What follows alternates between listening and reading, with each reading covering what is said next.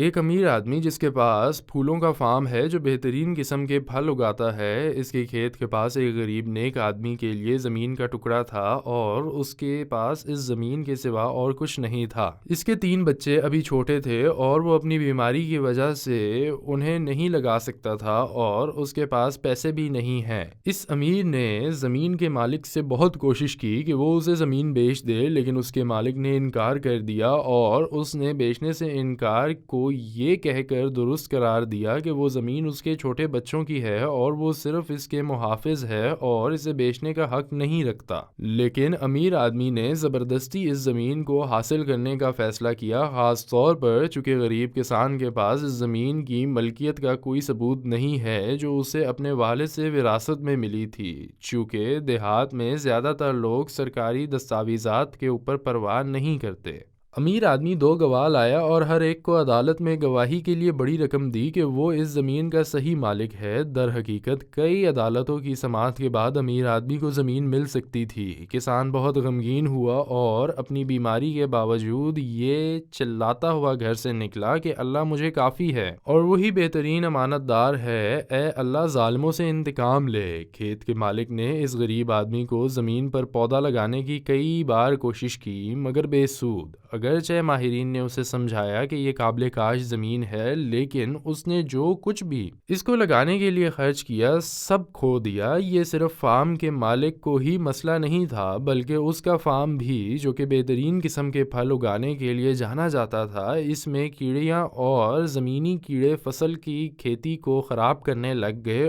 اور انہوں نے کٹائی کے وقت اس سارے پھل اور کھیت کو اپنی لپیٹ میں لے لیا۔ دن گزرتے گئے، فارم کے مالک اور اس کے بچوں کے ساتھ کئی حادثات ہوئے جنہوں نے تقریباً اس کی اور اس کے بچوں کی جان لے لی۔ تو اس کی بیوی کی بات مان لی جائے جس نے اللہ سے توبہ کرنے اور زمین کو اس کے مالک کو واپس کرنے کا مشورہ دیا۔ اپنی بیوی کی باتوں سے وہ راضی ہو گیا اور اس نے اللہ سے توبہ کی اور زمین اس کے مالک کو واپس کر دی اور اس کے مالک کے حق کے خلاف اس کے گناہ کا کفارہ ادا کرنے کے لیے اور اس کے رنج و غم کی تلافی کے لیے اس نے اسے ایک رقم دی اور کچھ آلات زمین کے لگانے کے لیے دیے۔ تو زمیندار بہت خوش ہوا۔ اچانک اس کی زمین، جس نے فارم کے مالک کے پاس کچھ پیدا نہیں کیا تھا، کسی بھی زمین سے زیادہ پیداواری دینے لگی۔ اس کے علاوہ فارم کے مالک کو پتہ چلا کہ اس کے فارم میں کوئی کیڑے اور زمینی کیڑے نہیں ہیں اور یہ واپس اسی طرح پیداواری دینا شروع کر چکی ہے۔ تو اس نے اللہ کا بہت شکر ادا کیا اور وہ جانتا تھا کہ اس کے ساتھ ہونے والی پریشانیاں، دکھ، حادثات اور مالی نقصانات اس غریب آدمی پر اس کے ظلم کی وجہ سے تھے،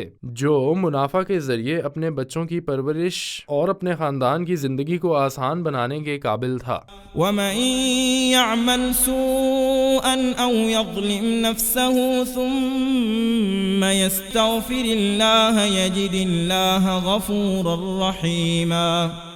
وَمَن يَكْسِبْ إِثْمًا فَإِنَّمَا يَكْسِبُهُ عَلَى نَفْسِهِ وَكَانَ اللَّهُ عَلِيمًا حَكِيمًا وَمَن يَكْسِبْ خَطِيئَةً أَوْ إِثْمًا ثُمَّ يَرْمِ بِهِ بَرِيئًا